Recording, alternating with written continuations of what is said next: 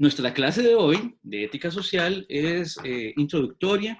Lo que vamos a hacer es presentar, les decía, algunos elementos que serán puntos de partida, son básicos, simplemente son una manera de presentar los temas, no es ni la única ni la definitiva, ¿verdad? Pero dada la manera en que he planteado el curso, son los que considero adecuados, ¿verdad? Y se les recuerda también que cualquier interacción de parte de ustedes, preguntas, comentarios, cualquier cosa que quieran agregar, será bienvenida, ¿verdad? Entonces, vamos a ver. El curso maneja dos grandes variables, ¿verdad? La ética y lo social, ¿verdad? Entonces, vamos a tratar de ver ciertos elementos con los que se construye a partir del curso esa propuesta, ¿verdad? Para iniciar, tendríamos que empezar a ver ciertas definiciones. Quiero sí hacer una aclaración que es algo que considero que en lo cual Kant, que es quien lo propone, tiene razón. Y es que muchas veces partir de una definición es de alguna manera problemático. Porque, vamos a ver, las definiciones en filosofía, salvo en ciertos casos, ¿verdad? Cuando son estipulativas, o sea, una definición de que vamos a entender por ética, digamos, esto y esto, funcionan bien como cualquier definición estipulativa, pero tiene,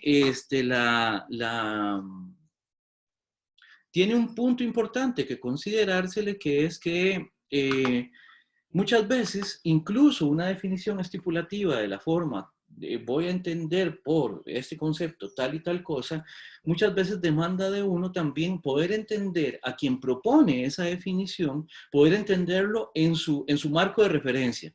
Qué sé yo, si estamos leyendo a Marina Garcés y de pronto ella, no sé, hace alguna definición, de repente podemos entender algo por la definición, pero conforme nos vamos adentrando en ese mundo conceptual que es la propuesta de Marina Garcés, conforme nos vamos adentrando en él, como les decía, vamos teniendo una riqueza, un bagaje mayor para poder interpretar esa definición, para poder sacar en limpio qué es lo que en última instancia está significando. Entonces, el conocer el entorno que estipula esa definición, pues también enriquece la comprensión de esa definición. Habiendo dicho eso, lo que les quiero decir es que, bueno, vamos a definir ciertas cosas como una manera de introducirnos a los temas, sabiendo que la idea es que estas definiciones las vayamos enriqueciendo, robusteciendo y completando, complementando conforme el semestre vaya avanzando. Muy bien. La primera cosa, y una de las definiciones de suyo más curiosas por a veces, digámoslo así, por limitadas, es la definición etimológica. Ética es una palabra que viene de la palabra griega ethos. De hecho, se relaciona con dos palabras, ¿verdad? Esto ustedes lo podrían ver en Aristóteles, ¿verdad? Ethos y ethos. Ven que bueno, en griego es básicamente lo mismo. La diferencia es que esta letra es un poco más larga que esta otra. No nos vamos a meter mucho en las cuestiones etimológicas propiamente hablando, pero tiene que ver con estas dos palabras que se pasan a nuestra forma de escritura, o sea, se transliteran de la manera que está aquí. Ethos, ¿verdad? Ethos, ¿verdad? La palabra latina que traduce la palabra ethos del griego es la palabra moris, ¿verdad? Y ambas, así, la manera más fácil de salir del embrollo, de tener que decir qué significa ethos o mos o moris, es decir, qué significa costumbres, ¿verdad? Como siempre, las acepciones de las palabras son muy ricas, ¿verdad? Entonces, podemos partir de eso como punto de partida, pero después podemos empezar a agregar un montón de otros significados que tienen, ¿verdad? Entonces, de la palabra ethos griega, deriva nuestra palabra española ética, y de la palabra latina mos o moris deriva nuestra palabra española moral, ¿verdad? Ética y moral etimológicamente remiten a lo mismo.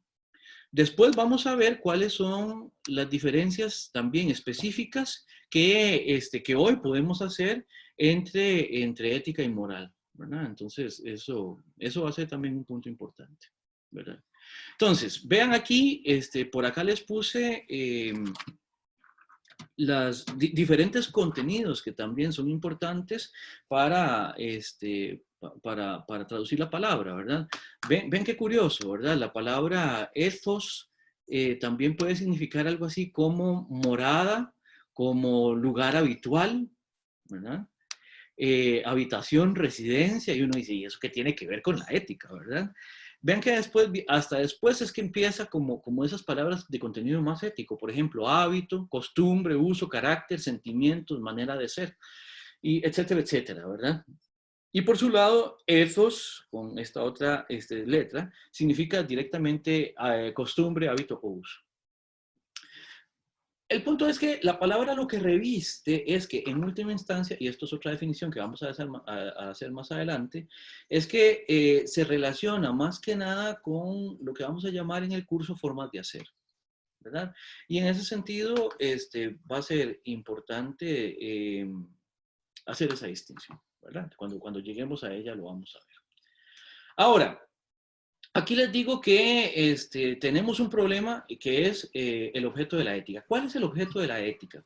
¿O cuáles son los objetos de la ética? ¿Verdad?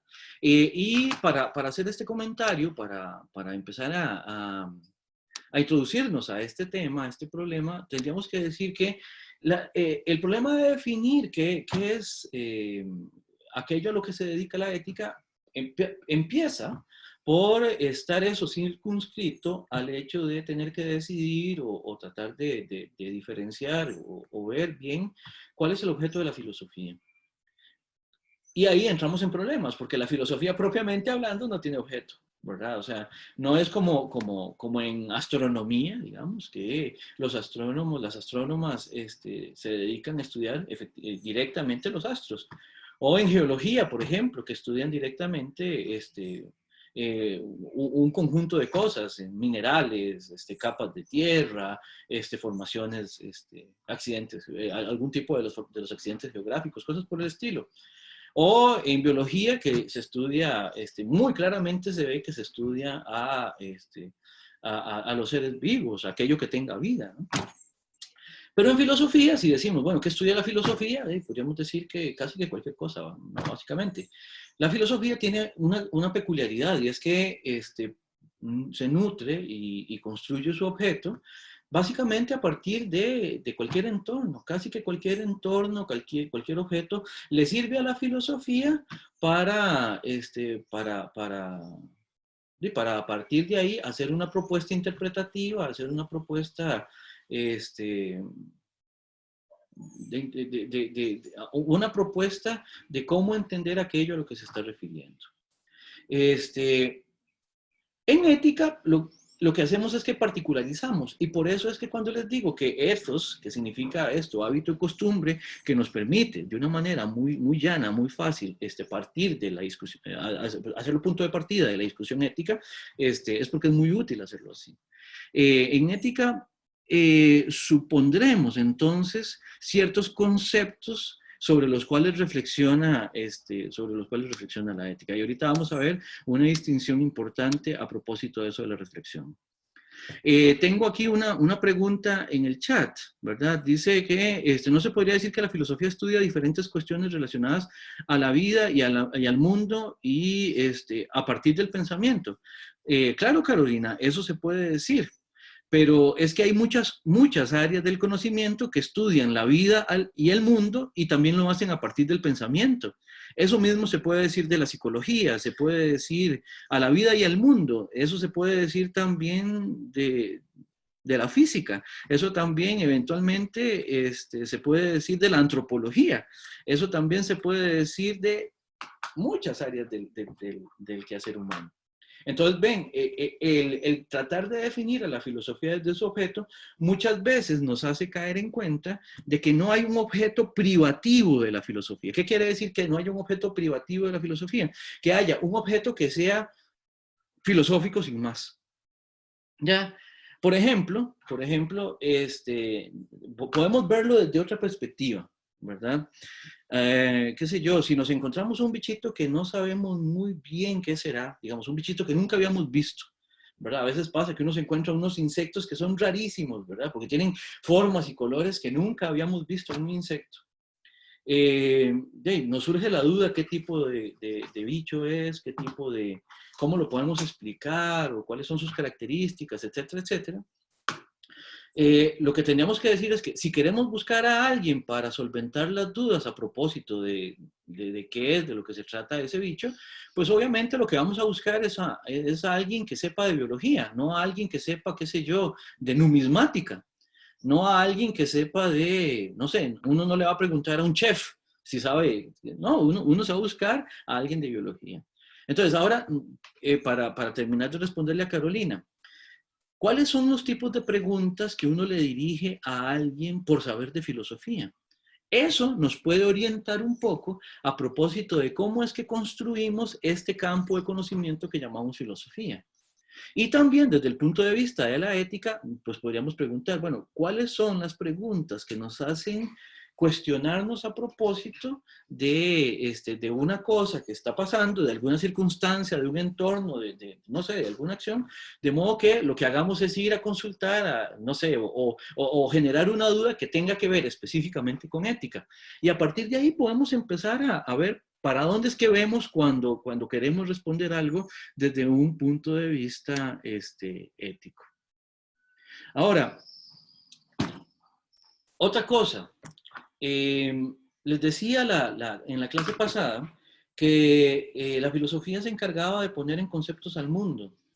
Eso que está ocurriendo ahí, eso que pasa, lo que sucede, el cúmulo de acontecimientos, eso que Carolina relata como la vida, eso pues de alguna manera ocurre, y a partir de eso es que nosotros llegamos con la reflexión, pero siempre que llegamos a eso por medio de la reflexión, es en un segundo momento.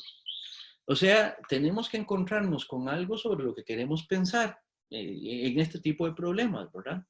Y eso lo que quiere decir es esto que dice aquí, que hay fenómenos éticos o morales antes de su explicación, ¿verdad? Hay ciertas maneras en que llevamos a cabo nuestras relaciones humanas, sociales, nuestras relaciones de vida, y eso existe antes de poder ponerlo en explicación y antes de poder explicitarlo o antes de poder tan siquiera cuestionarlo. Perdón, puse en pausa la grabación por una razón, es que me está llegando otro chat. La filosofía pone conceptos y, por ejemplo, la biología es la que se enfoca en eso. Eso podría ser una manera de verlo. Pero el asunto es, la biología, por supuesto que también tiene conceptos y también los pone en reflexión, pero sí, la filosofía hace eso. Ahora, dije que puse en pausa para hacer una aclaración. Vean, las cosas que me pongan en el chat las voy a atender, pero vean, les puedo pedir un favor, o sea, abran el micrófono, intervengan también, eso hace que la clase sea más llevadera. Por favor, si lo quieren hacer solo por el chat, pues lo atiendo solo por el chat. Pero vean, estas clases virtuales son pesadas para todo el mundo. Ya llevamos 2 años en esta cosa así tan impersonal. Entonces, si ustedes pudieran también participar de viva voz, esto sería un poco más llevadero. Y además, me ponen a trabajar con menos cosas en el chat. Insisto, quienes ya participaron en el chat, no me lo tomen a mal, por favor. No, son bienvenidos y bienvenidas a utilizar el chat. Pero también son bienvenidas las preguntas a viva voz, por favor. También abran el micrófono e intervengan. Y ahora sí, sigo grabando.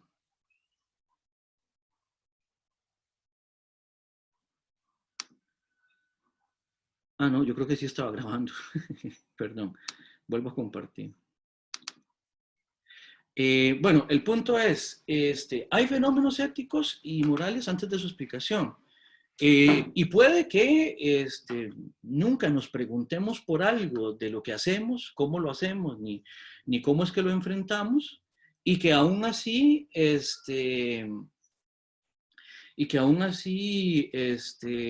pues sean fenómenos éticos o morales. No sé si tendrán alguna pregunta hasta el momento, o algún otro comentario. ¿Todo va quedando claro? Yo tengo una pregunta, profe. Adelante. Este, cuando hablamos de fenómenos éticos, ¿a qué nos estamos refiriendo específicamente?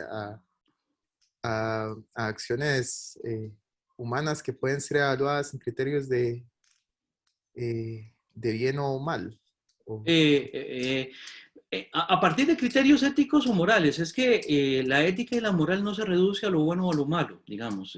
Hay muchos otros problemas morales, y no todas las éticas son éticas que se fundamentan en las nociones de bien o mal, pero por ahí va el asunto. De hecho, aquí yo lo que estoy haciendo es una especie de broma, ¿verdad? Porque esta es una referencia muy a Kant, o sea, muy antikantiana, dicho sea de paso.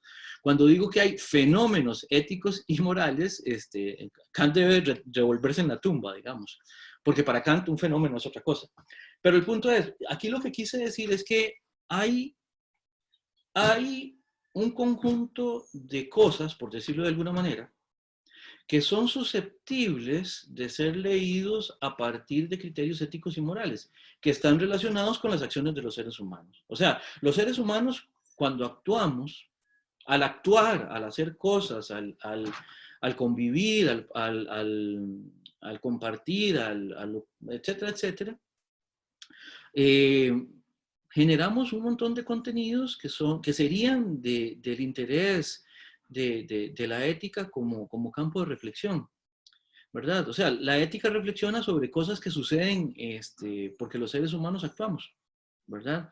Digamos, a nosotros no nos preocupa resolver éticamente la erupción de un volcán, por ejemplo, ¿verdad? Eso, ahí no hay, eso no tiene un abordaje ético desde el punto de vista de lo que es, propiamente hablando, que un volcán haga erupción.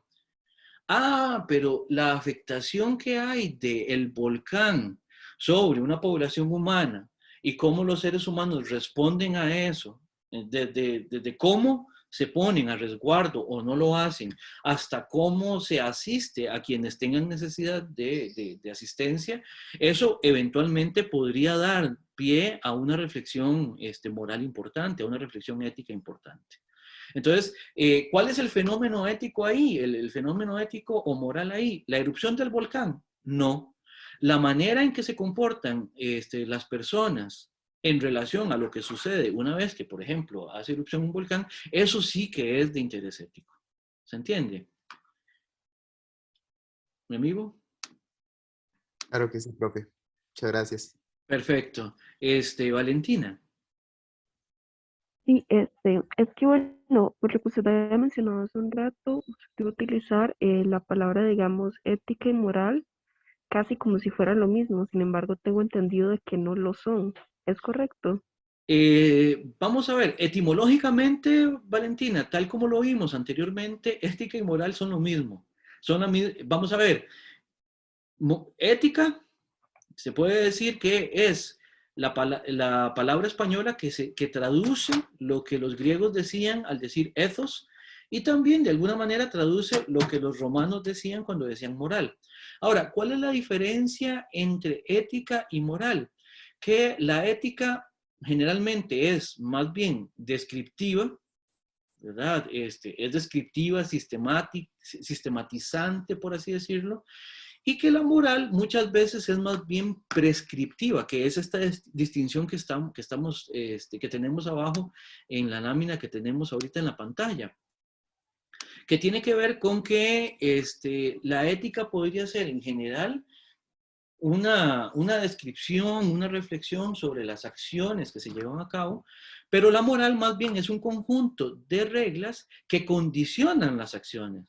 Son dos cosas distintas, ¿verdad? Se convirtieron en cosas distintas a partir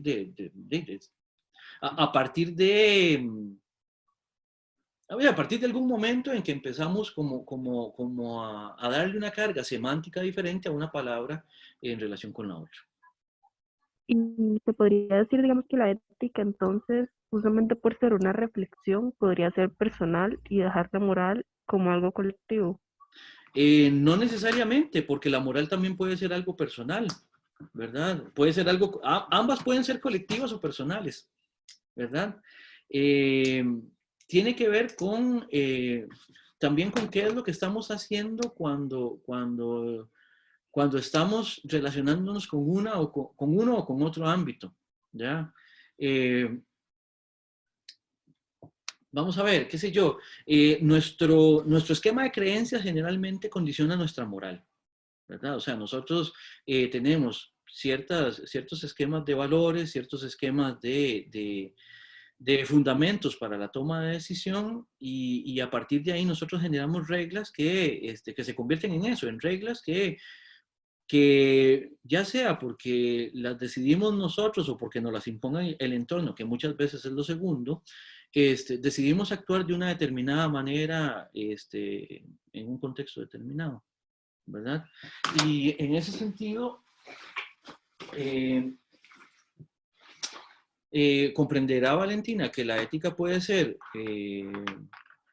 relacionado con mi particular forma de llevar a cabo las acciones, aun cuando esté relacionada también con un entorno grupal que la hace posible. Y la ética también. La ética también puede tener que ver con cómo yo me explico las cosas y cómo yo las hago también, ya sea por parámetros o por criterios individuales o colectivos. Eso yo creo que esto, Valentina, te lo respondo así y creo que va a ir aquí, es una de esas cosas que van a ir necesariamente adquiriendo contenido conforme vayamos avanzando en el semestre.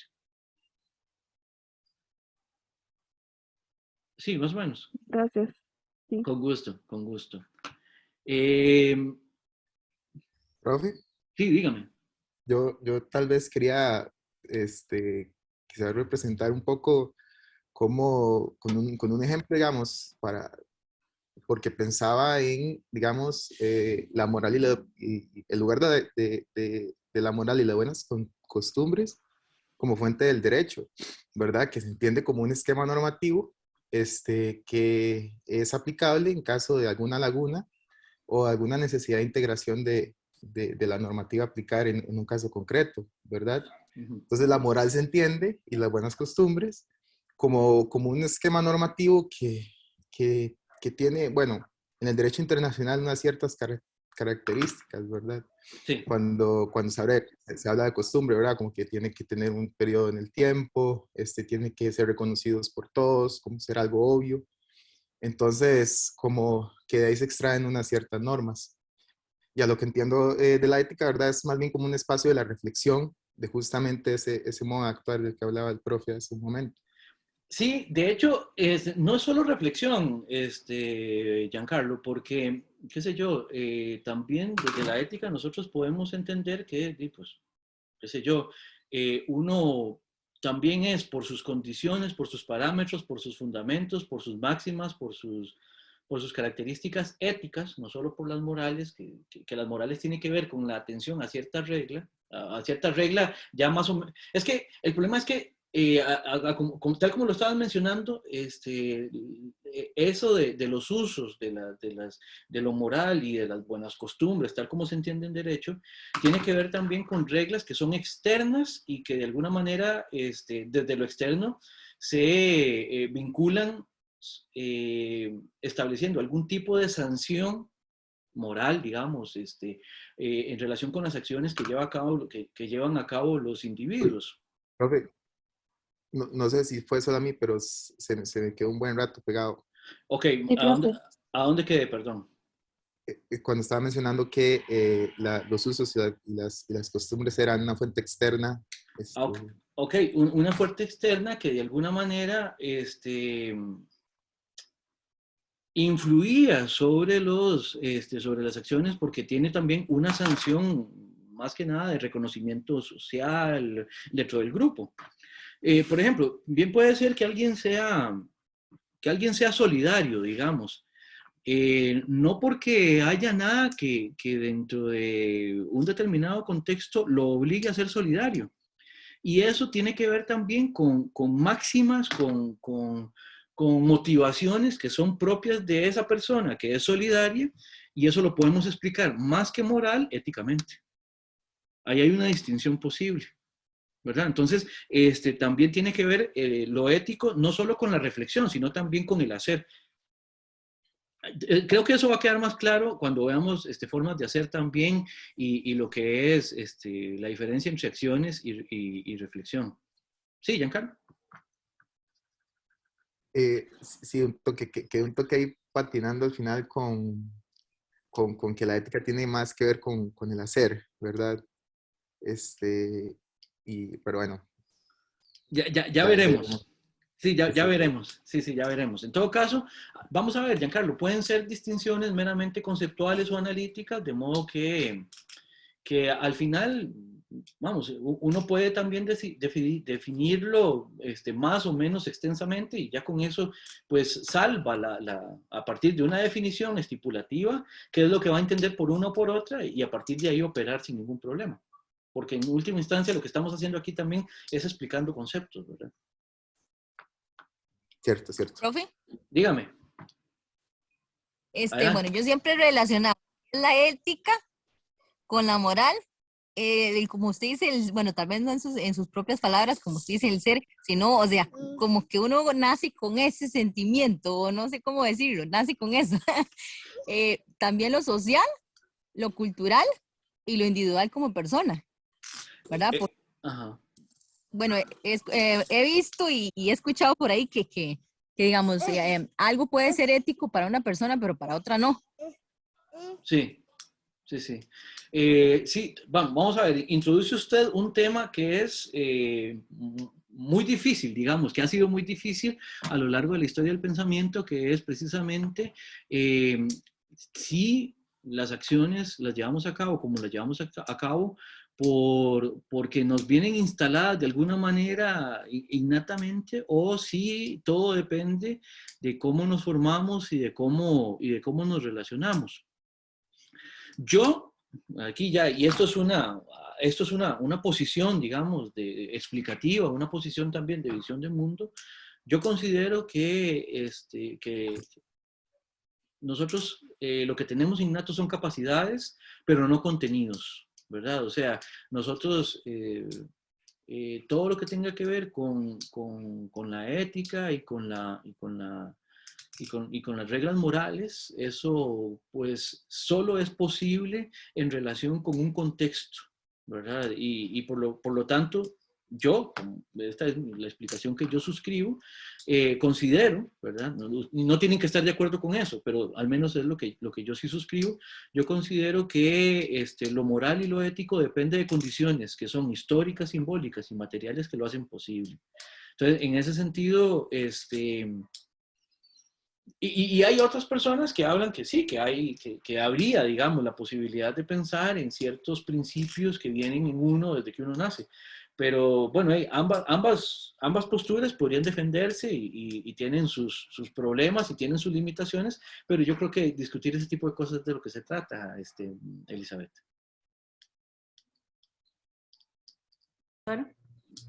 Adelante. Sí. Adelante.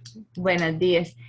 Digamos, yo lo que entiendo, ¿verdad? Al menos a modo particular, la ética social, pues es, si bien se dice, ¿verdad? Que estudia la moral, pero esta viene a ser, bueno, reflexiva, ¿verdad? Porque viene a estudiar pues las situaciones particulares como son, no los estudia como son, sino como deberían ser. Y como usted bien lo señala, pues se enfoca directamente al campo de acción humana. Sin embargo, ¿verdad? Esto es, la ética en ese sentido, pues se tiende a entender como algo universal y reflexivo per se, en el tanto que la moral, pues viene a ser algo más relativo, como usted bien lo señala culturalmente hablando. Y hago digamos, paréntesis acá, refiriéndome a lo que el compañero anteriormente señaló al comparar, digamos, es decir, que digamos que La moral viene a llenar esos vacíos Mira, compa- legales, las buenas costumbres, ¿verdad? Cuando no hay una norma específica que regule determinadas situaciones, pero como al ser la ética pues algo más universal, yo entiendo que no, o sea, no podríamos decir de eso mismo de la moral y las buenas costumbres, porque esas vienen a ser algo particular, a circunscrito a determinadas situaciones. De hecho, en algunos países, algunas regiones, hay costumbres, hay como, digamos, hay costumbres y hay reglas morales que son bien vistas. Y si lo trasladamos a otro contexto geográfico, pues son aberrantes, Claro, ¿verdad? Como la castración femenina y demás. claro. Entonces, pues yo creo que la ética sobrepasa todo eso y tiende a ser universal, en tanto que la moral, pues no, la moral prácticamente se adapta a las circunstancias de determinadas regiones y contextos. Claro, no, excelente participación, muchas gracias.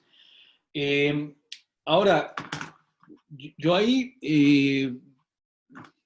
vamos a ver, que la ética sea universal también depende de la propuesta ética. Vamos a ver, por ejemplo, pensándolo ya en relación con marcos teóricos determinados. Por ejemplo, si nos ponemos a pensar la ética kantiana, que se pretende en principio, y ahí hay un montón de bemoles, que se pretende universalista, sí, pues por supuesto que ahí tenemos una ética que se pretende pues universal. Pero no todas las éticas son así, digamos, hay éticas que también son relativas, relativas en el sentido de que lo que hacen es que atienden a los contextos para poder también, para también poder operar, tanto explicativa como operativamente. Eh, y por eso, digamos, en estas dos posibilidades que están aquí abajo, cuando digo que la ética puede ser descriptiva o que puede ser normativa, podríamos decir algo. Vamos a ver, nosotros podríamos hacer un estudio de cierto contexto ético, de cierto contexto, digamos, de normas de acción, de cierto contexto de acciones humanas, ¿verdad? Por ejemplo, no sé, uno podría, qué sé yo, por ejemplo, muy ligado con estudios antropológicos, por ejemplo, cuando nosotros sabemos, qué sé yo, que hay ciertos ritos de iniciación, por ejemplo, en algunas tribus, que lo que hacen es que a cierta edad a los niños les hacen cortes en la cara, ¿verdad? Todo alrededor de la cara, para que sean reconocidos como parte de la tribu. Nosotros descriptivamente lo que podemos decir, bueno, eso tiene una función social de esta determinada manera, eso tiene un valor simbólico y ahí estamos haciendo descriptivamente un abordaje también ético de eso que se está practicando en esa cultura, sin que necesariamente a partir de eso se genere un juicio de valor y mucho menos la intención o la necesidad de decir que eso debería cambiarse, digamos. Eso se puede quedar en lo meramente descriptivo, ¿verdad? Con otras acciones, por ejemplo, desde derechos humanos y desde ciertos otros problemas, ha habido mucha discusión y ha habido mucho activismo también a propósito de lo que usted mencionaba, de la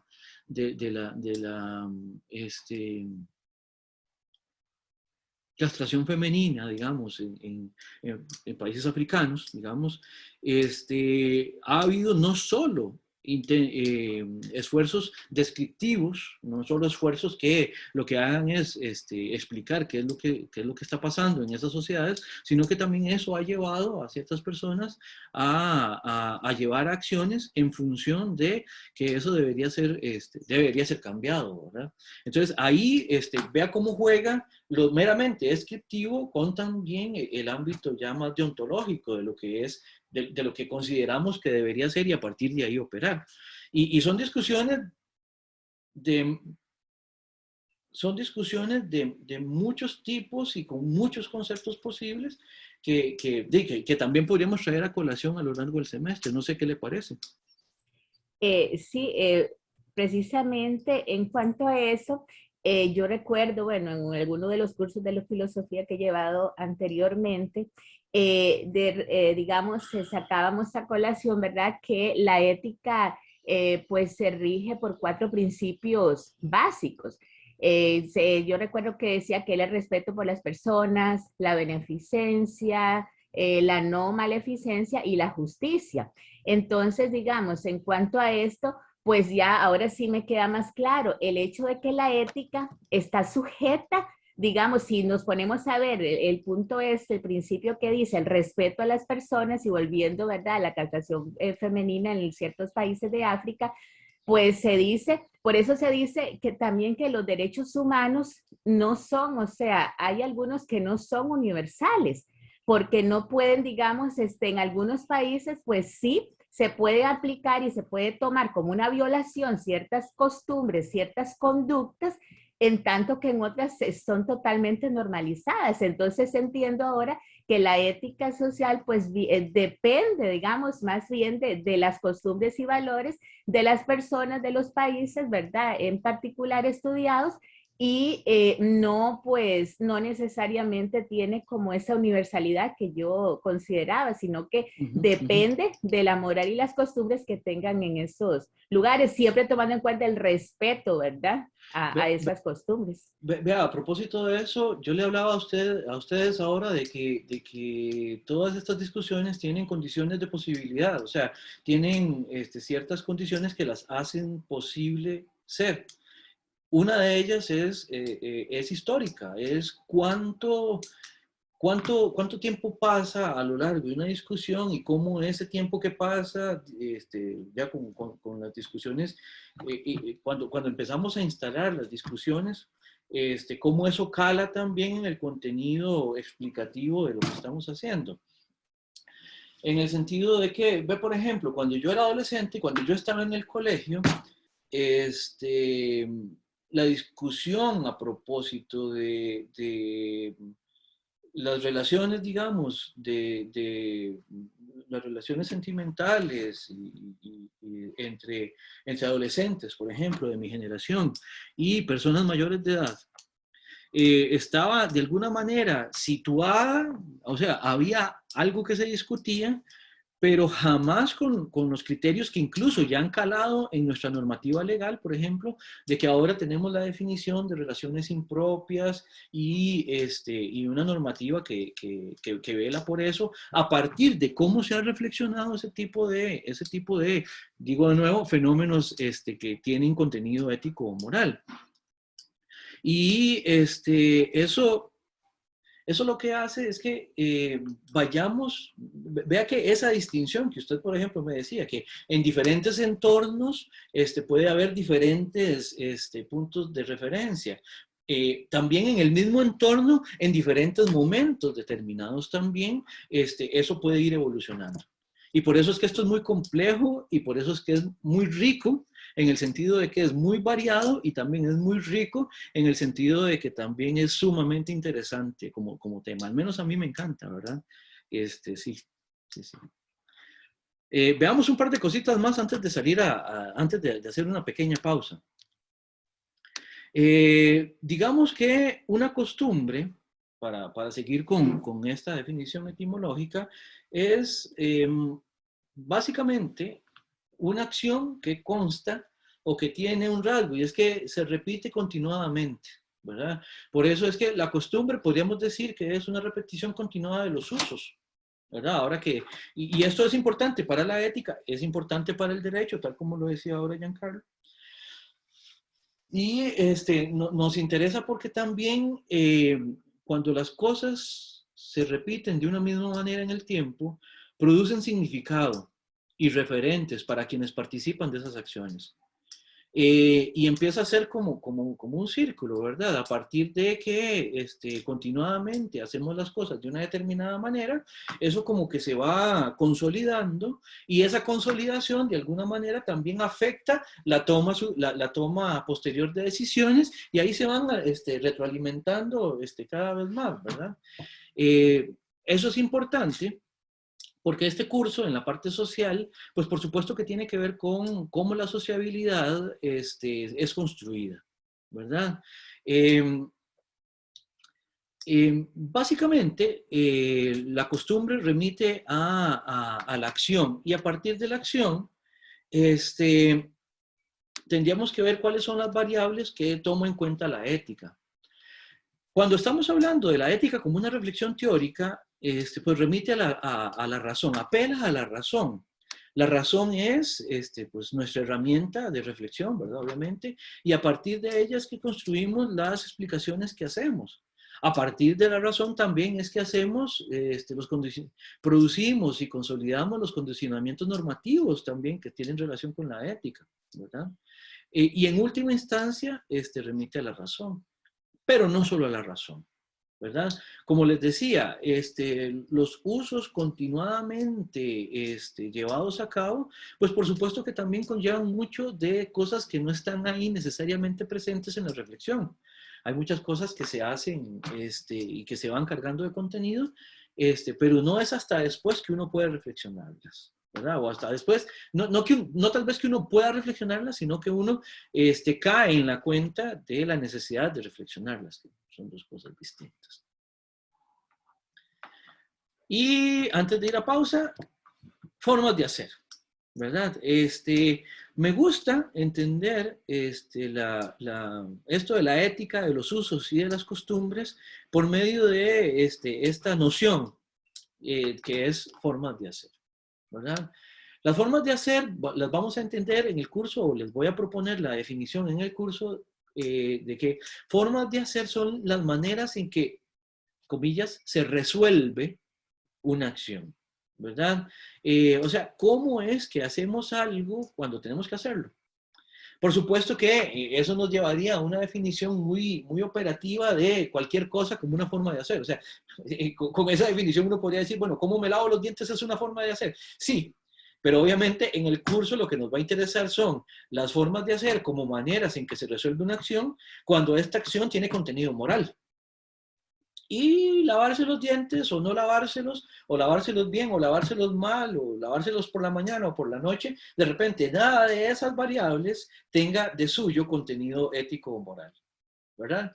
En cambio, hay otras cosas como, por ejemplo, ahora que usted hablaba, perdón, ¿le puedo decir Isa?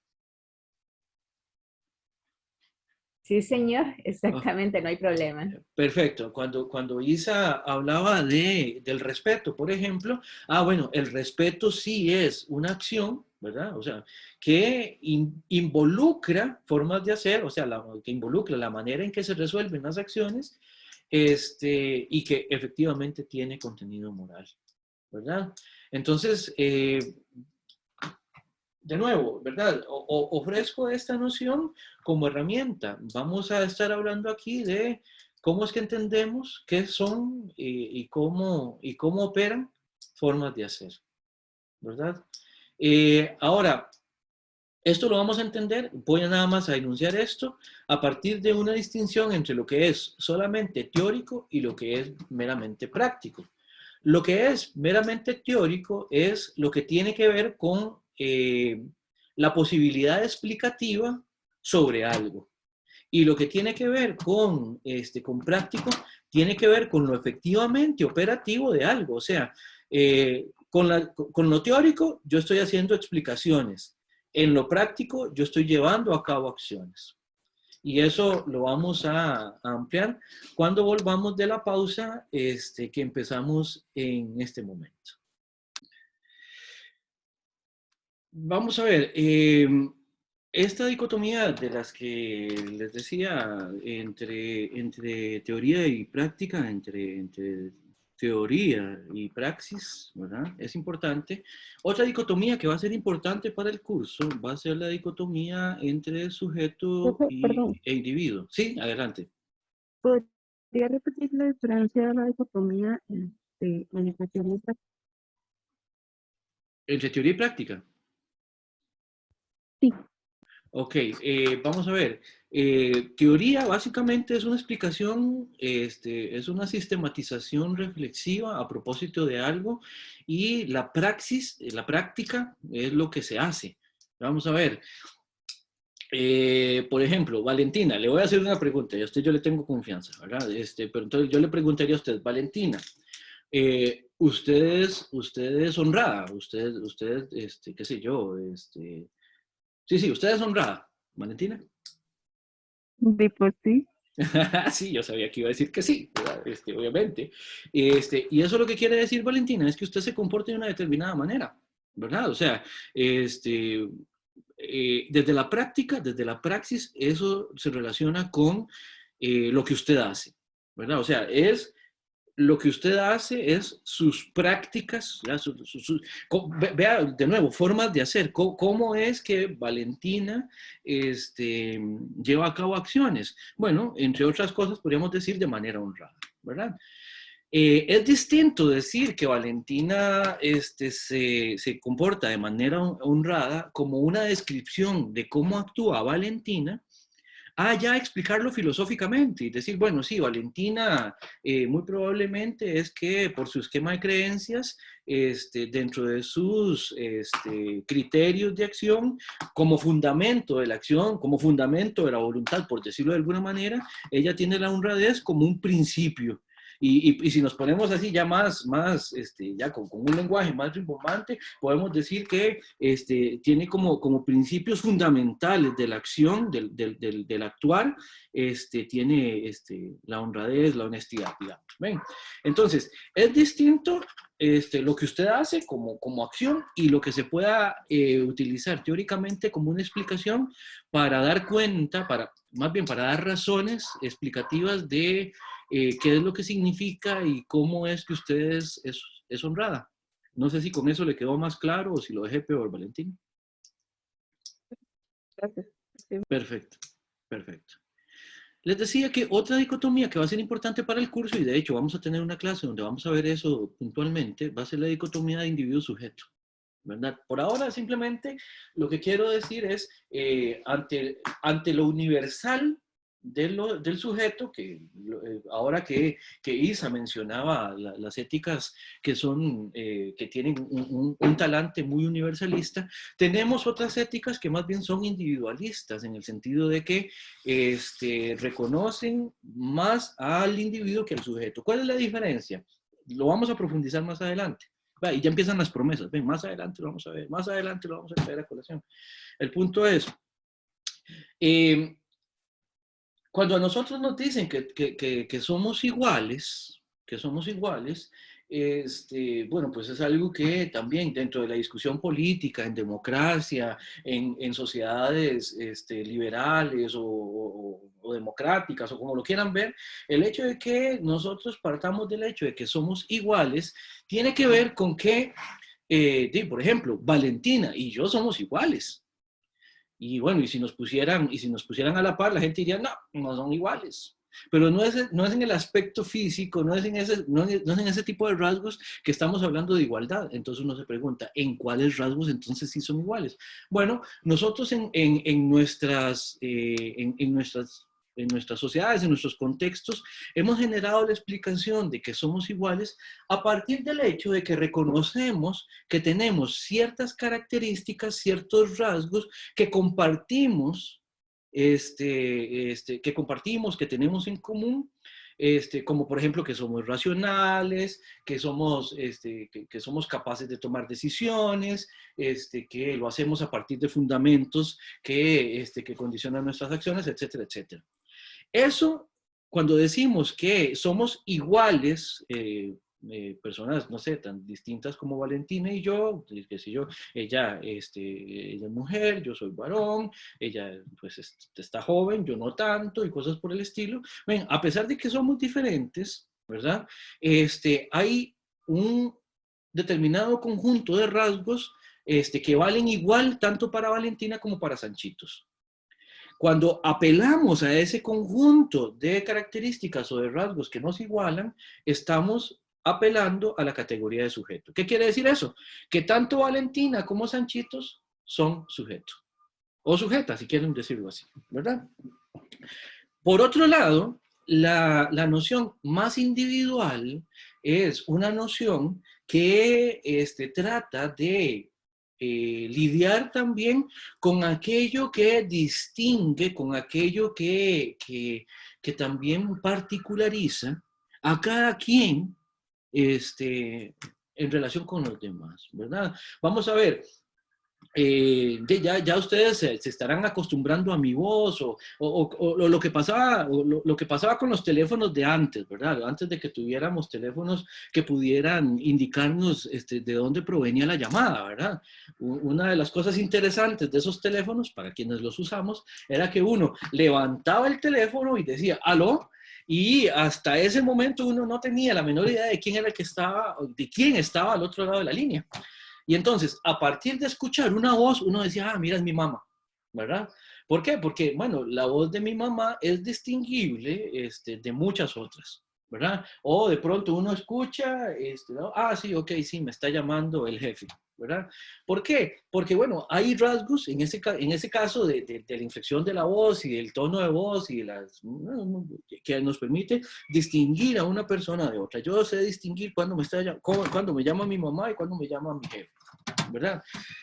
Bueno, desde el punto de vista de características también morales, también éticas, o sea, de referencia ética y moral, hay ciertas cosas, ciertos rasgos que nos distinguen, que hacen que aunque nos reconozcamos como sujetos iguales, también digamos sí, pero hay ciertas diferencias, ¿verdad? Hay diferencias. Vamos a ver, pongamos un ejemplo de los antiguos. Por ejemplo, para Aristóteles era fácil, bueno, para él lo era, ¿verdad? Distinguir a las personas por sus grados de virtud. No es lo mismo ser virtuoso que no serlo. No es lo mismo tener virtud que no tenerla, ¿verdad? No es lo mismo ser vicioso que no serlo, ¿verdad? Y esos son rasgos que a partir de que uno los reconoce como instalados en alguien, pues lo individualiza, ¿verdad? Y muchas veces, y también tenemos éticas que se preocupan también por cuáles son los criterios individuales de la acción, ¿ya? Ya no tanto los criterios universales de la acción. Y por eso la contraposición, no sé si ustedes habrán escuchado en Historia del Pensamiento, entre, por ejemplo, la deontología kantiana y el utilitarismo miliano, ¿verdad? ¿Por qué? Porque en Kant tenemos los criterios que Kant busca, los criterios que Kant quiere, son los que funcionan para todo mundo de la misma manera. Y cuando en la parte utilitarista lo que tenemos es el criterio de que queremos maximizar el bienestar, por ejemplo, de un agente moral, bueno, pues eso pasa también por las características peculiares de esa persona y lo que hace que a esa persona le aumente su nivel de bienestar de manera muy particular. Ya, como lo que dice uno siempre, no necesariamente lo que le gusta a X le gusta a Y, ¿verdad? Entonces, esta dicotomía entre individuo y sujeto va a ser importantísima. Va a ser importantísima para hacer explicaciones. Y además es importantísima para nosotros, para nosotras, porque ya tenemos esa herramienta de la noción de sujeto. Que, por ejemplo, tal como lo estoy poniendo ahí, en la antigüedad no existía la noción de sujeto, ¿verdad? Se pensaba en función de lo que hoy llamaríamos individuos, no en función de subjetividades, ¿verdad? De la misma manera, una noción tan importante para nuestra reflexión ética y moral como lo es la libertad, bueno, la libertad no es un concepto que ha estado ahí siempre funcionando de la misma manera.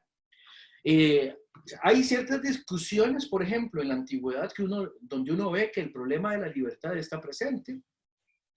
Pero, por ejemplo, eso se pierde también, y además ciertos tipos de libertades se pierden, por ejemplo, en ciertos periodos. Por ejemplo, si ustedes viajan al pasado y le preguntan a una persona que es perteneciente a la clase de siervos de la gleba, ¿qué tan libres son?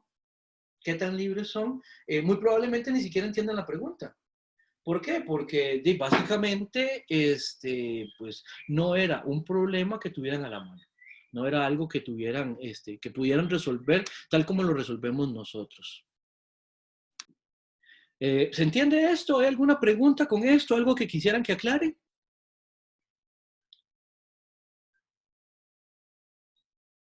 ¿Todo claro? Todo claro, profe. Perfecto. Ya un par de cositas para ir cerrando esto. Creo que no nos va a dar mucho tiempo de ver lo de Garcés, pero no hay problema. Ya van a ver por qué.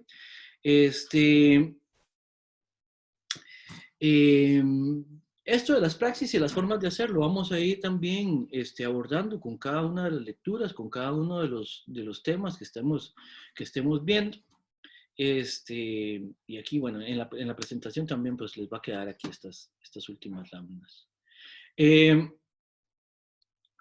Ahora, vean que la ética, esta relación entre teoría y praxis, ya lo que estoy viendo como filosofía y praxis y filosofía de acción, tiene que ver con que la ética ciertamente es un saber reflexivo, pero tiene que ver con acciones, ¿verdad? Se refiere a lo que la gente vive y cómo lo vive. En ese sentido, tiene referentes que son tangibles, tiene otros que no lo son, después lo podemos ver, pero tiene referentes que son tangibles. Por ejemplo, el problema de la ablación femenina que mencionaba Isa, pues por supuesto que es tangible. El problema de la honradez de las personas, como el ejemplo que hacía con Valentina, pues también es algo que es tangible, ¿verdad? Y por eso, como es tangible y como es susceptible de ser experimentado, también, y como también es algo que es experimentado a partir de cómo es que se ponen en ejecución ciertas acciones, es que la ética, vamos a decir que es un saber práctico. Y veamos este último cuadrito. Como es el último, el de resumen, le cambié también el color. Vean que la ocupación, la acción el ocuparse de algo en ética y praxis, tiene que ver con muchas cosas, con la autoconstrucción, ¿verdad? Con cómo es que la gente habla de sí, da cuenta de sí mismo, ¿verdad? Tiene que ver con códigos de conducta, pero más que con códigos de conducta y con tipos de comportamiento, ¿verdad? Todo esto lo vamos a ver más adelante en el semestre. No sé si tendrán alguna pregunta para ir cerrando esta parte de la clase. Hola, hola. Adelante. Buenos días, David. Buenos días, compañeras y compañeros. Espero que estén bien. Yo levanté la mano antes y pues me acordé que no había que levantar la mano, pero tenía mucha bulla en el barrio, entonces preferí no, Okay. no hablar todavía. Quería, digamos, como aportar, digamos, algo en relación a la discusión Por favor. en general sobre los conceptos, pero además sobre el tema que Isa ha provocado, que podríamos hacer una sesión completa solo del tema, sobre una, digamos, una experiencia concreta de discusión que es la ablación genital femenina. Yo, digamos, recordando un poco lo que Valentina decía, sí, digamos, en tema de conceptos, sí he tenido como la noción en otros cursos, digamos, como de pensar en ética como en términos más teóricos, digamos, ¿no? Como esta ciencia que estudia las normas morales y la moral, digamos, como la ética práctica un poco. Sin embargo, sí recuerdo también a esta autora Cortina que habla de la ética práctica mucho, entonces, bueno, es como un concepto que vamos a ir discutiendo en el camino, ¿no? Claro. Pensaba en, digamos, un poco que ya había expresado en las últimas definiciones, incluso antes de la pausa, cuando hablaba de cómo se pueden considerar estos conceptos, estas prácticas también dependiendo de las perspectivas, ¿no? Yo también pensaba justamente en lo que se citaba de los derechos humanos, cómo a veces se pretenden universalizar. Entonces, por ejemplo, bueno, yo soy egresada de trabajo social y desde ahí como me posiciono. Una de las apuestas es el pensar siempre desde la persona, justamente un poco lo que acaba de exponer David en relación a lo que es tangible en la gente y al tema de la libertad que tiene también un montón de definiciones y discusiones. Entonces, justamente, por ejemplo, posicionando el tema de la libertad de las mujeres que de niñas son cortadas en sus genitales sin poder de decisión, yo creo que hay, digamos, como que poner en discusión esto que asumimos como prácticas culturales a respetar, porque, digamos, la Universidad de Barcelona ha trabajado mucho desde la antropología con este tema de ablación y ha expuesto cómo las comunidades pueden recuperar la noción de práctica cultural como una fiesta de celebración que hacen las comunidades que practican esta ablación sin practicar la ablación, porque la ablación está pasando por encima de las personas, está tomando a niñas y las está violentando sin ningún derecho y son millones de personas. Entonces, cuando se estudia de fondo qué hay ahí, lo que hay es una violencia patriarcal instalada que no se Claro. puede respetar sin importar el lugar donde esté. Igual, digamos, si lo pensamos en nuestra propia cotidianidad, no en África, como a veces pretendemos poner los problemas allá, Claro. o en otros temas, digamos, que tienen que ver también con estas prácticas como, no sé, la discusión que existe mucho en Europa sobre el velo que la gente usa desde una posición religiosa. Claro, En la este caso, las burka, sí, mujeres sí. adultas están decidiendo, sí, están decidiendo usar un velo porque les gusta, por su creencia, y en ese caso hay una posición de libertad muy diferente y que no daña, que no perjudica a la persona que lo está usando. Entonces, como plantear esa discusión que también nos va a surgir en muchos otros temas, creo yo, en el camino del curso, y bueno, agradecer a David por la propuesta, que el curso está muy rico planteado, me gusta mucho la propuesta de referencias bibliográficas por ahí. Entonces, bueno, esta riqueza del curso y también de las voces de compañeros y compañeras desde diferentes posiciones y diferentes miradas. Muchas gracias. Gracias, Alejandra. Viera que se me ocurre comentar a partir de un par de ejemplos. Sí, bueno, vamos a ver. Tengo muchas cosas ahorita en la cabeza. La primera es, sí, apelar, por ejemplo, a algo como los derechos humanos, que además tienen todo se puede abrir ahí todo un marco de discusión a propósito de que son derechos occidentales, burgueses, que se justifican también dentro de un contexto determinado, dentro de un contexto cultural, religioso, etcétera, etcétera. Eso, ya solo eso abre un sinnúmero de discusiones y muy difíciles muchas de ellas, ¿verdad? Entonces, esos son variables importantísimas.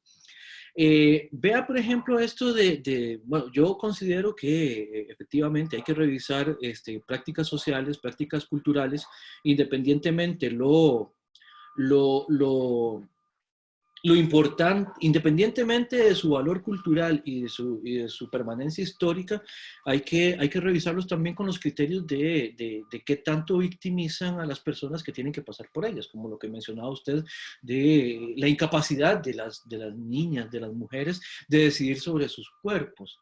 Por cierto, les recomiendo que busquen en el canal alemán Deutsche Welle. Hace poco han estado poniendo el énfasis mucho en temas importantes para la comunidad negra en el mundo. Y uno de los temas importantes es el trabajo con personas que han pasado por esa violencia, digamos, de la ablación genital y que las están acompañando. Creo que es o en Francia o en Bélgica, no recuerdo muy bien, pero el documental está demasiado bueno y como eso lo cuelgan también en la red, pues yo les recomendaría que lo buscaran. Y traía colación, perdón, como les digo, tengo mucha cosa en la cabeza. Tengo dos ejemplos que me parecen siempre muy interesantes a propósito de las prácticas culturales y cómo es que eso lo discutimos. Esta práctica que yo les mencionaba anteriormente de cortarle la cara a los niños, esto es cuando cuando llegan a los 2 años se les corta la cara.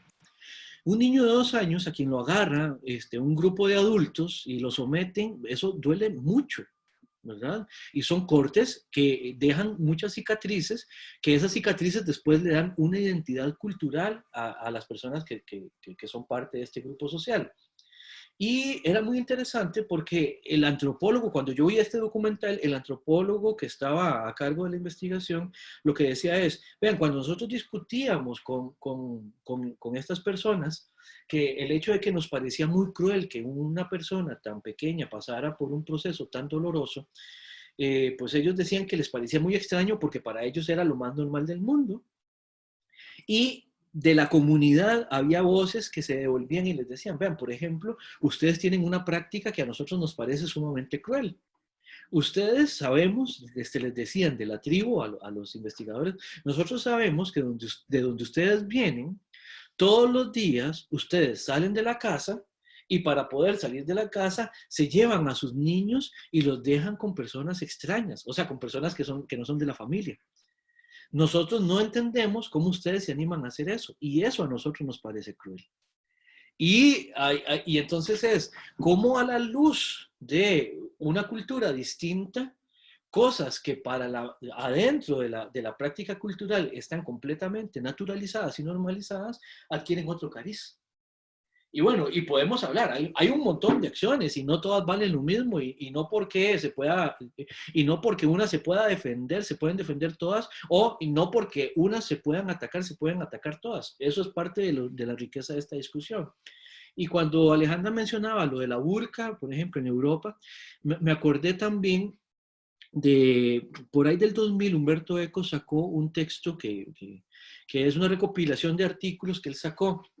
Por ahí del 2000 hubo un fenómeno muy interesante en la comunidad árabe italiana, que fue que se organizaron lo suficiente como para pedirle al Estado italiano que les permitiera a los niños de la comunidad árabe tener clases separadas. O sea, que dentro de las instituciones educativas hubiera una sección determinada, pero de niños solamente árabes.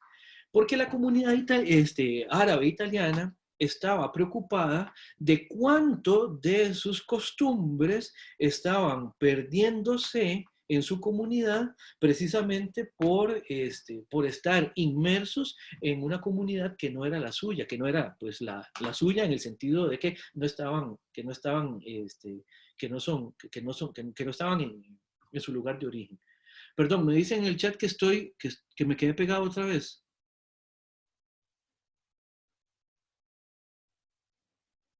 Hola. A mí fue hasta ahorita que se me pegó, todo lo demás sí lo escuché. Ok. Bueno, en el ejemplo que estaba dando, ¿verdad? Lo curioso es que es la comunidad árabe precisamente la que pidió que los separaran, que los segregaran de la comunidad italiana. Con lo cual nos mete otra vez en este problema de la separación a partir de este tipo de criterios. Si fuera el Estado italiano, y esto es lo que daba para reflexionar, le daba para reflexionar a Humberto Eco, si fuera el Estado italiano el que dice, bueno, a partir del próximo mes, los niños italianos, los niños de la comunidad árabe italiana van a estar en clases separadas, eso habría sido también problemático. Pero vean que ahí es la misma comunidad en la que se está, por así decirlo, autodiferenciando y autosegregando. Y eso lo convierte en un problema también distinto, ¿verdad? Como les digo, dan para muchas cosas, para muchos contenidos. Y me encanta todas estas posibilidades. Bien, pasemos a ver ahora el prólogo del texto Filosofía Inacabada de la profesora, de la filósofa Marina Garcés. El prólogo, bueno, ustedes ya lo vieron, es pequeñito y por supuesto que los prólogos tienen, como decía de alguna manera antes, tienen una limitación y es que obviamente están en función de aquello que prologan, ¿verdad? Y por supuesto que nosotros pues nada más conocemos el prólogo y no el resto del texto, ¿verdad? Pero el punto es que me interesa ver ciertas cosas a partir de una pregunta importante que es, básicamente, ¿qué es hacer filosofía? ¿Verdad? La pregunta de Marina Garcés es bastante provocativa en el sentido de que ella lo que dice es ¿cómo no filosofar? ¿Verdad? ¿Cómo entiendo la pregunta? No en el sentido de cómo es que hay que filosofar y cómo es que a partir de saber cómo es que se hace, evitar lo contrario, sino que más bien la pregunta indica una renuncia imposible. O sea, ¿cómo no filosofar? ¿Verdad? O sea, ¿cómo es posible que no lo hagamos? Eso es de lo que se trata, ¿verdad? Y una pregunta importante que tenemos que hacernos en la reflexión ética es, ¿qué es hacer filosofía? ¿Con qué tiene que ver? ¿Verdad? Y también, muy importante, ¿qué significa hacer filosofía para nosotros? ¿Qué significa hacer filosofía ahora, por ejemplo, en tiempos de pandemia? ¿O qué significaba hacer filosofía, qué sé yo, para los griegos? ¿Qué significa hacer filosofía en tiempos de esclavitud? ¿Qué significa hacer filosofía en tiempos de guerra, por ejemplo? A propósito de lo que está pasando en Ucrania entre Ucrania y Rusia. ¿Qué significaría hacer filosofía para quienes están saliendo de Ucrania en este momento? ¿Qué ha significado hacer filosofía para todos los expatriados que están en el mundo ahorita, los que han intentado llegar a Estados Unidos, los que han intentado llegar a Europa? ¿Qué significa con esas variables hacer filosofía? Y el punto es que, como ustedes vieron, Marina Garcés empieza hablando en su texto a propósito de esa pregunta que es muy comprometedora para quienes nos dedicamos a la filosofía, a propósito de si de verdad hacemos filosofía o si simplemente lo que hacemos es puro revisionismo, digamos, qué sé yo. Muchas veces es aquello de que estudié filosofía y quedé condenado a ser profesor. Bueno, en mi caso, yo no lo siento como una condena. A mí me encanta dar clases. Pero el punto es, hay quienes, por ejemplo, ven a quienes somos solamente profesores de filosofía y que no hacemos nuestro sistema o no sé qué diablos es lo que significaría para ellos hacer filosofía, que de alguna manera lo que implican es que a menos de que uno haga algo realmente novedoso e inédito, eso no es hacer filosofía. Y bueno, la pregunta es, ¿qué es hacer filosofía? Y es una pregunta que la hago ahorita y la hago en esta presentación y en relación con este texto, pero es una pregunta que yo les recomendaría, no sé, si pueden, escríbanla en un papelito y péguenla ahí en la habitación a donde llevan clases o a donde estudien para que la tengan presente todo el semestre, ¿verdad? ¿Qué es lo que tiene, qué tiene que ver conmigo, con mi leer a Marina Garcés, con mi leer a lo que estoy leyendo para los cursos de la universidad? No sé, ¿qué es lo que tiene que ver de todo eso con hacer filosofía? ¿Y cómo es que se hace la filosofía? Esto es importante porque el problema es que si uno se acompleja y uno dice, no, es que yo solamente soy un profesorcillo de filosofía, y lo único que hago es repetir, pues sí, eso tiene sus limitaciones, por supuesto, pero ¿qué tanto estamos nosotros poniendo en esa apuesta? Ella en algún momento habla de una apuesta. ¿Qué apostamos nosotros? ¿Qué ponemos nosotros en juego incluso cuando perfilamos una manera de entender lo que estamos leyendo? Hay autores, hay autoras que uno puede recibir mejor que otros, ¿verdad? Por ejemplo, voy a poner un ejemplo grosero, digamos. Si ustedes leen Del amor, las mujeres y la muerte de Schopenhauer, ay, caramba, es un texto que cuesta tragárselo. Cuesta tragárselo, especialmente a la luz de un montón de discusiones, de posicionamiento, de discusión a propósito de cómo es que nos pensamos desde lo que, o sea, desde la relación entre las personas. Ese texto es muy pesado. Es muy pesado, ¿verdad? Sin embargo, el mismo Schopenhauer, uno lo lee en su parte epistemológica y cuando uno lee, por ejemplo, el primer capítulo del mundo como el mundo como voluntad y representación, que es específicamente el mundo como representación, uno dice, ah, caramba, ¿verdad? Aquí hay un autor con el que vale la pena trabajar. El otro no, ¿verdad? Entonces, también, ¿qué es lo que nosotros ponemos ahí en esa apuesta importante cuando estamos leyendo filosofía? Cuando estamos recibiendo filosofía.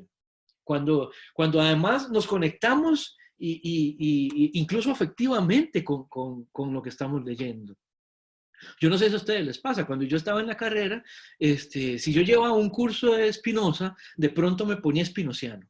Si llevaba un curso de Aristóteles, me ponía aristotélico, ¿verdad?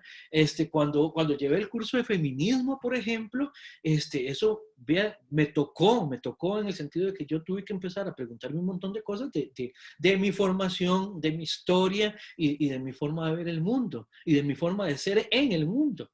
¿Ya? Para ponerlo en términos también ahí medio fenomenológicos. Entonces, ¿qué es hacer filosofía? ¿Qué es también dejarse afectar por ese hacer que es la filosofía?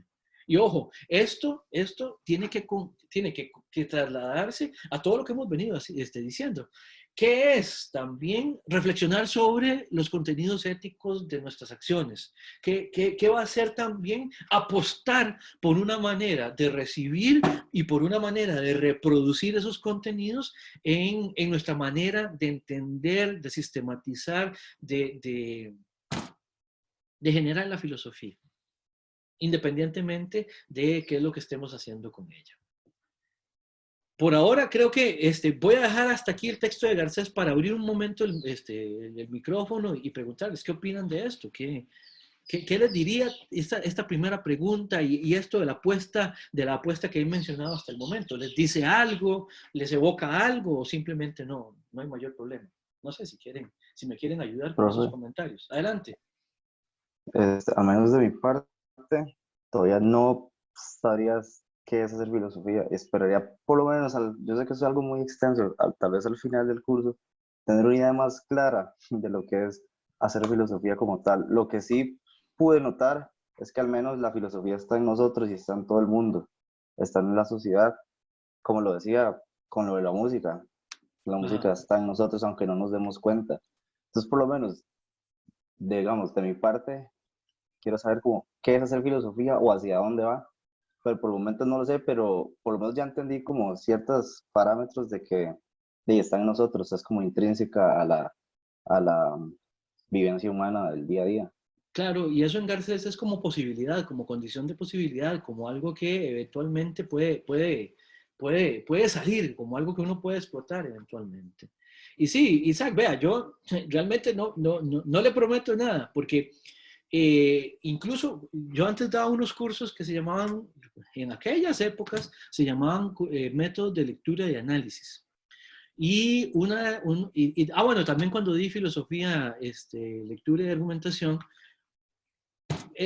bueno, por lo menos métodos de lectura y análisis era un curso que se daba ya y la gente lo llevaba cuando ya estaba bastante avanzada en la carrera. Y uno de los trabajos que yo les ponía a hacer era hacer un ensayo que respondiera, vean este ejercicio, tenían que pensar un público meta. Podía ser, qué sé yo, uno podía escoger el grupo de cuarto grado de la escuela de mi comunidad, uno podía escoger mis compañeros del curso, uno podía escoger mi familia, uno podía escoger, qué sé yo, una convención de pensionados, no sé, cualquier tipo de público meta, y a partir de la elección que hacían del público meta, tenían que hacer un ensayo en el cual iban a tratar de darle respuesta a la pregunta ¿qué es filosofía? Y eran estudiantes ya de años avanzados. Y viera que les costaba porque esa pregunta se las trae. Incluso para uno que ya terminó la carrera, incluso para uno que ya está dando clases, no es una pregunta que sea así fácil de resolver ni despachársela así. Entonces, vamos a ver, de repente al final del curso tenemos más elementos para responderla, sin que necesariamente la podamos responder del todo satisfactoriamente.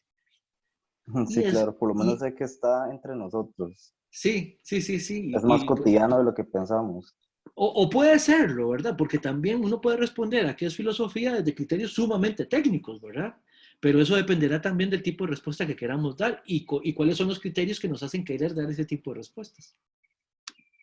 Joana. Bueno, de hecho, ahora con lo que dijo el compañero, el primero, sobre que la filosofía está como en cada uno, ¿verdad? Sin darnos Sí, cuenta. Una vez, unos días de estos, yo estaba hablando con unos amigos, ¿verdad? Y me preguntaron de qué era filosofía y no sé qué, que es una pregunta común cuando uno dice que estudia esto. claro. Y yo era como, ay, no sé cómo decirles, que va como, viene, o sea, es mucho, es muy grande, ¿verdad? Eh, y lo que implica la filosofía, ¿verdad? Entonces, entré con lo que está diciendo el compañero, ¿verdad? Me vino a la cabeza bueno, ahí leí en la lectura que la filosofía, digamos, permite que podamos como pensar todos los conflictos que está pasando hoy en día, digamos, que es una posibilidad de como, o sea, como de ayudarnos, ¿verdad? una guerra, no una guerra como guerra literal, digamos, sino una guerra entre personas, ¿verdad? Con la misma ignorancia, ¿verdad? Que ha surgido, ¿verdad? Y por lo mismo, porque digamos, ahora con eso de la filosofía, ¿verdad? Nos permite como tener como una mentalidad abierta, digamos, a todas las cuestiones, ¿verdad? Que vienen provocando conflictos entre las personas mismas, digamos. Sí, claro. Eh, pero igual, o sea, y siempre, y dígame si no, Johanna, cuando a uno le hacen esa pregunta, uno trastabilla. Pero sí, y además los elementos para ir potenciando una respuesta van cambiando conforme uno va cambiando también. De hecho, disculpe, ahí la Tranquila. respuesta que digamos en ese momento, o sea, no fue como, ok, la filosofía es tal y tal cosa, sino fue que como, ok, como llevo la carrera, he visto que la filosofía es esto, pero también he visto de esto y ahí voy Claro. agarrando temillas ahí porque es complicado. Claro, claro. Valerie tiene la mano levantada. Sí, profe. Bueno, también me quedé pensando con la pregunta que hizo el compañero, pero digamos, este es uno de los primeros textos, así como de filosofía, que yo he leído.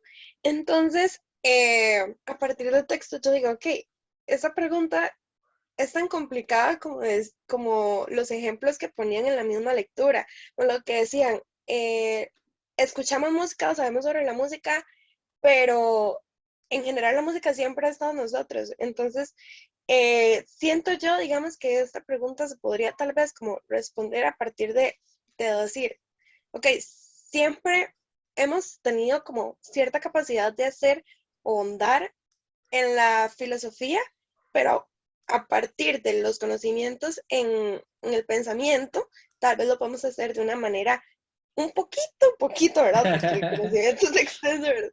Un poquito más consciente de que estamos adentrándonos un poco más en la filosofía. Entonces, eso es como el resumen que yo sentí de esta lectura, de la tenemos presente, digamos, pero a partir del pensamiento y del conocimiento sobre el funcionamiento en general, podemos hacer las cosas un poquito más conscientemente. Claro, claro. Y también no hay que menospreciar también el hecho de que estamos en un proceso que, siendo académico, tiene como punto problemático el hecho de que muchas veces la academia es un poco tiesa, especialmente en cuestiones de filosofía. Qué sé yo, en filosofía y en artes, en música, muchas veces la gente dice, no, vea, si usted va a hacer filosofía, si usted va a hacer arte, si va a hacer música, vaya y hágala. Explore lo que tenga que explorar, escriba lo que quiera escribir, haga la música que quiera hacer, haga las obras que quiera hacer. Usted no necesita una formación académica para hacer arte, para hacer filosofía, para hacer música. Y bueno, eso pues sí, tiene razón. Ahora, la academia sí tiene un punto a su favor, y es que ciertamente dota a quienes pasamos por ella de un montón de elementos que nos permiten sistematizar procedimientos. Entonces, hace que sin negar lo que dije anteriormente, de que sí, bueno, hay que quiere hacer filosofía, tiene que poner a hacerla, tiene que ponerse a escribir, sin negar eso, ciertamente dota de herramientas, de sistematizaciones, de teorías y cosas por el estilo, que de otra manera se lleva mucho más trabajo conseguir, y en algunos casos pues, que no se consiguen si no es de una manera así sistemática. Entonces, sirva ese aporte también, ¿verdad? Porque también es importante. Luego, tengo a Elizabeth y también a Giancarlo, como para ir cerrando. Elizabeth. Sí, profe. Bueno, es que para mí la filosofía, bueno, por ejemplo, bueno, yo en términos de cursos no he llevado explícitamente, pero he llevado de lógica. Ah. Y entonces, digamos, ahí la vi ampliamente, ¿verdad? Por ejemplo, en un curso de lógica nos pusieron de trabajo final, buscar un artículo, ¿verdad? y hacer todo lo que habíamos visto en el curso sobre ese artículo. Y bueno, escogimos uno de política, de Bush, y ahí lo desintegramos todo, era como de 5 páginas. Y de ahí nosotros, o sea, uno lo ve un discurso político. Sí. Y uno dice, ya está tratando de convencer a la gente, ¿verdad? Pero uno no lo ve como que le están abarcando a uno y le están metiendo la filosofía. Y indirectamente lo están manipulando. Y uno lo ve como un discurso político y ya, ¿verdad? Porque ahí Bush justificaba la guerra y decía que los otros eran los malos y no abiertamente así, ¿verdad? Y que él era el que sabía todo y el bueno de la película, ¿verdad? Claro. Un asunto de guerra era. Y entonces ya uno ahí ve ampliamente que la filosofía siempre está ahí oculta e inmersa en cada momento, pero uno no se da cuenta. Porque nosotros ya leíamos un discurso político, ya lo leíamos, sí, ¿verdad? Pero ya a la hora de uno analizarlo, de integrarlo y ver, ya ahí estaba manipulando a las personas, ¿verdad? Y de una vez estaba tirando, no, los otros son los malos y yo soy el bueno, ¿verdad? Claro. Y si otros países apoyan al otro país, van a ir en contra de la democracia, de los derechos, bla, bla, pero era puro cuento, ¿verdad? Sí, claro. Popularmente le estaban dando a tolito con el dedo, ¿verdad? Entonces, ya yo lo veo que es sumamente importante, ¿verdad? Estudiarla y analizarla, ya a fondo, por menos tener los principios básicos para saber, ¿verdad?, qué es filosofía y ampliar un poquito el conocimiento. Claro, claro. No perdamos de vista también eso, ¿verdad? De que la filosofía realmente son herramientas que uno las puede ir a poner en ejecución en muchos ámbitos muy curiosos y muy diversos. Por eso de pronto uno se da cuenta, mira, y esto también lo podía analizar desde la filosofía. Sí, eso es importante. Giancarlo. Y después Aarón. Sí, a mí, bueno, la intervención de la compañera me hizo recordar eso de que le metan a uno a tolillo con el dedo, esa expresión. Un poco también lo que me hizo reflexionar esta lectura, que era a propósito de, pues, cómo yo, digamos, me inicié de alguna forma, o tuve mi primer contacto con la filosofía. Y fue un momento en el que yo me di cuenta, entré como una, digamos, crisis existencial, porque creía en Dios y me di cuenta que no tenía razones para creer en Dios. Porque nunca me habían dicho que había que tener razones para creer en Dios. Es una cuestión de que nada más existe, el más existe. Yeah. Y eso fue bastante complicado para mí porque yo hablaba con el compa todas las noches. Entonces era una vara seria, una vara importante. Y pues en ese momento, ¿verdad? Pues fue como el rechazo de esa, para después, a través de la filosofía, darme cuenta que pues no era tan sencillo como en un primer momento me pareció, ¿verdad? Y me parece que, bueno, en un momento de lectura, la autora menciona algo que me pareció muy bonito, que es que la filosofía convierte el límite del pensamiento en palanca para poder pensar, ¿verdad? Y habla de que la posibilidad de la filosofía se da entre esta tensión entre una idea de la totalidad y nuestra experiencia humana de nuestras limitaciones. Entonces, a propósito de eso, bueno, también pensaba un poco, pues, a los presocráticos, ¿verdad? ¿Cómo es que esta gente un poco lo que andaba buscando es que el primer principio, a partir del cual, a través de un discurso fundado en el logos, en la razón, poder explicar el mundo y tener una seguridad, ¿verdad? Una seguridad en un mundo que es totalmente incierto, aterrorizante, somos sumamente vulnerables además como individuos, ¿verdad? Entonces, ver cómo esa pasión humana tal vez, o esa tragedia humana, cómo se expresa a través de la filosofía, a través de este ejercicio de pensamiento, más allá de esos límites, para encontrar algún tipo de certeza que siempre se escapa, me parece muy, muy bello, sí. Y lo de la pregunta sobre la filosofía, es muy interesante porque la gente le viene a uno a preguntar esperando una respuesta concreta, como si fuera matemáticas, como si fuera lo que sea. Y es como, bueno, sentémonos a filosofar. Sí, sí, es como el papá de Mafalda, ¿verdad? Cuando Mafalda le pregunta qué es filosofía, de una vez se va a agarrar un montón de diccionarios, un pichel de café y todo, y se pone a estudiar, porque no es una respuesta así fácil. Bueno, lo bonito de todo eso es poder tomar café con la gente con la que uno va a hablar de esto, eso definitivamente. Sí, lo que es. Muy bien, Aarón, por favor. Sí se me escucha. Adelante, sí, se le escucha. Breves cosillas. La primera que nada, en un poco ámbito más personal, ya no cuando se le pregunta qué es filosofía a uno, sino por qué estudia filosofía o por qué es filósofo. Ahí esa es un poco también complicada cuando se la hacen a uno, incluso tabú entre los propios filósofos. Sí. Ya he tenido varios profes que me prohíben preguntarles el por qué estudiaron en un primer inicio la filosofía. Claro. A eso se hace lo También que preguntarles más bien, entonces. agregando con lo del compañero, también respondiendo su pregunta de qué se pone en juego cuando uno estudia filosofía, diría que muchas cosas, porque la autora dice que es un estilo de vida. Claro.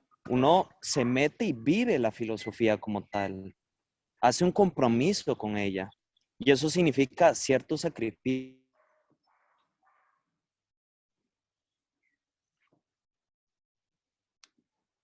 Hola, hola. Se fue el Se fue. Ah, bueno, no fui yo, porque es que tanto me han dicho que me quedo pegado que, bueno. Sí, vamos a ver, tengo, bueno, Víctor. Víctor levantó la mano y también tengo a, bueno, Aarón también, pero Aarón es el que se salió.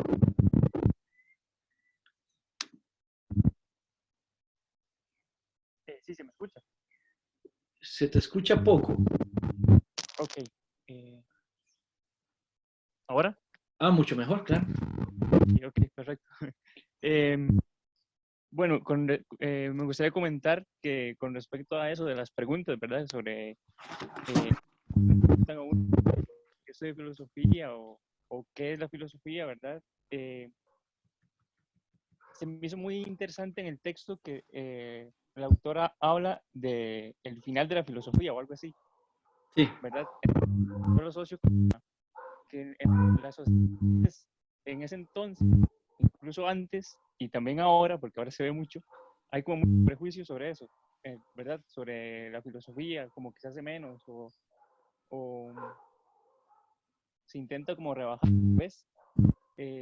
Incluso está viendo ahora que en España creo que ya no se van a dar cursos de filosofía en la ESO, que es como en el colegio, y se van a cambiar por otros. Entonces, se me hace como muy interesante porque la autora también plantea que la filosofía está inacabada, por así decirlo, y el mundo, por así decirlo, también.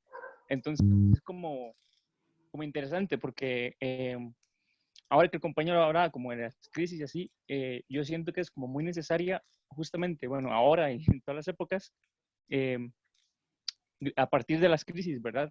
Porque tal vez no brinda como respuestas muy concretas, pero es muy necesaria para responderlas, por así decirlo. Sí, sí.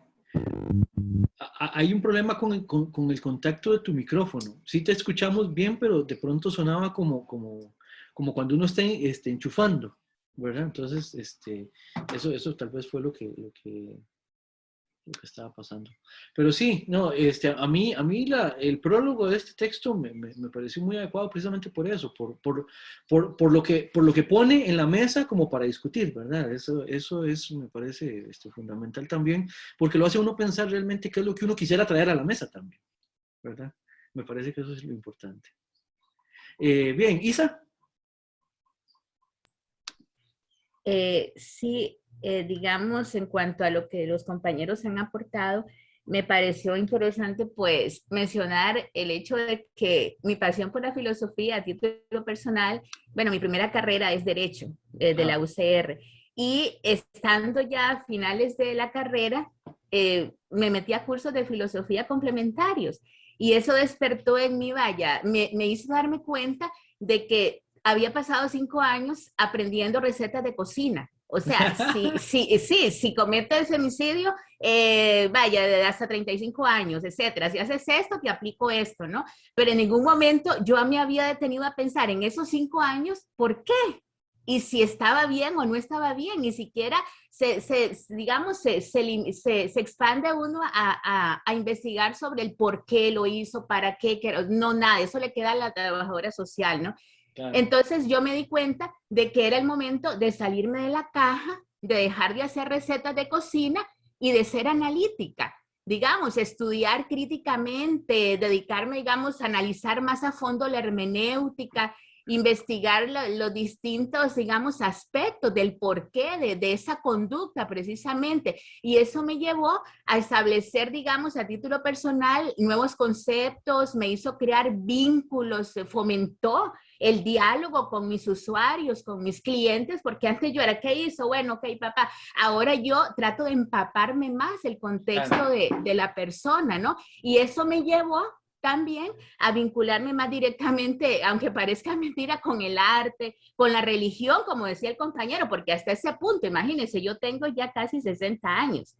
Y entonces, usted sabe lo que es cuestionarme a esas alturas de la vida, como decía el compañero, salirme de los paradigmas que desde que yo tengo uso de razón, pues mi abuelita y demás, ¿verdad? Uno iba pues a ciertas reuniones religiosas y demás sin preguntarse por qué. Entonces, pues me parece sumamente interesante porque la filosofía, al menos en mi caso, me ayudó a entender que las cosas no son siempre lo que parecen ser y que de hecho esa es la razón precisamente, como decía el compañero, y la autora, ¿verdad?, de la lectura asignada, precisamente no es que la filosofía esté en decadencia, sino que precisamente ese es el momento, no de rescatarla, sino que de practicarla para que nos haga seres más críticos. Y precisamente ese es el miedo que los, digamos, los agentes de poder de este mundo actual tienen al que existan seres pensantes, analíticos, porque si nos ponemos a ver, como decía la compañera Elizabeth, la guerra y demás, siempre hay causas justas, de San Agustín de Hipona, seguido por Santo Tomás de Aquino, luego por Juan Sepúlveda, ¿verdad? En la época de la conquista española, siempre se encuentran las causas justas para esos conflictos, pero precisamente ahí es donde entra en juego, digamos, el ser analítico, el ser crítico y el lograr, como dice bien usted lo dice, que se cambien los paradigmas y se cambie la forma de pensar, digamos, así como cambia la historia, ¿no? Claro, no, eso es fundamental. Y de hecho, ya ahora sí tengo que ir cerrando porque ya se nos está agotando incluso el tiempo de la clase. Pero el punto es, a partir de todo lo que ustedes han dicho aquí hoy y a partir de la pregunta, ¿qué es hacer filosofía? Les voy a poner un reto. No es nada de lo que vayamos a evaluar, no necesariamente. Si quieren lo introducen en las evaluaciones, pero no es necesario. El punto es, les hago el siguiente reto. Constrúyanse su kit filosófico, digamos, a partir de este curso o de los cursos que estén llevando. En el sentido siguiente, alguna vez, digamos, Isa hablaba de recetas, ¿verdad? De lo que se trata es ver qué fue lo que hizo una persona y en función de lo que hizo, cuál es la sanción y cosas por el estilo, ¿verdad? Pero el punto es, en filosofía también muchas veces operamos así como recetas. A veces a alguien le preguntan algo sobre cualquier cosa y lo que responde es lo que diría Aristóteles. O, ¿qué es lo que está pasando acá? Y bueno, sí, desde Foucault o desde Judith Butler, lo que podemos ver es esto y esto y esto. Y a veces uno se queda pensando, bueno, sí, está muy bien, se nota que han estudiado y se nota que tienen ese andamiaje filosófico, pero yo lo que le estaba preguntando es, ¿qué diría usted? Bueno, para poder empezar a decir cosas, uno lo que tiene que hacer es apropiarse de esas herramientas filosóficas para que al final termine siendo lo que dice uno, a pesar de que uno lo haya tomado prestado de otras fuentes. Entonces, el reto que les lanzo en este momento, incluso tómenlo así para la vida, es piensen siempre que lean a alguien, ¿qué de lo que dice ese alguien les serviría a ustedes como para llevárselo prestado? ¿Cuáles categorías filosóficas de las que ustedes han aprendido, digamos, a lo largo del tiempo, a ustedes les sirven? Les voy a poner un ejemplo. Una categoría que yo utilizo mucho, es una categoría que tomo no de la filosofía, sino de la economía. Si ustedes alguna vez llevaron los cursos de fundamentos o introducción a la economía, habrán pasado por la noción de costo de oportunidad. Es una noción linda. La noción de costo de oportunidad es, el costo de oportunidad es la mejor opción de acción posible que yo estoy dejando de hacer cuando tomo la decisión de llevar a cabo una cosa. Por ejemplo, por poner algo así, ustedes escogieron matricular este curso los lunes y los jueves de 9 a 11, ¿verdad? Y eso les trae a ustedes un costo de oportunidad. ¿Por qué? Porque por estar en esta clase, ustedes no pueden estar haciendo alguna otra cosa que les gustaría. No pueden estar tocando guitarra, no pueden estar haciendo un paseo, no pueden matricularon este curso y no matricularon otro. Eso es un costo de oportunidad. Y esa noción, que yo la aprendí cuando llevé el curso de Introducción a la Economía, me pareció muy sensata y la llevo conmigo. Y a veces analizo las cosas en función de ella, independientemente de que no estoy haciendo análisis económico. Entonces, yo lo que les reto es a que traten de ver de lo que estamos aprendiendo en el curso, cuáles categorías pueden echar en su alforja, en su kit personal para la vida. Y bueno, y con esto cierro la clase del día de hoy, agradeciéndoles muchísimo la participación, la atención y la presencia.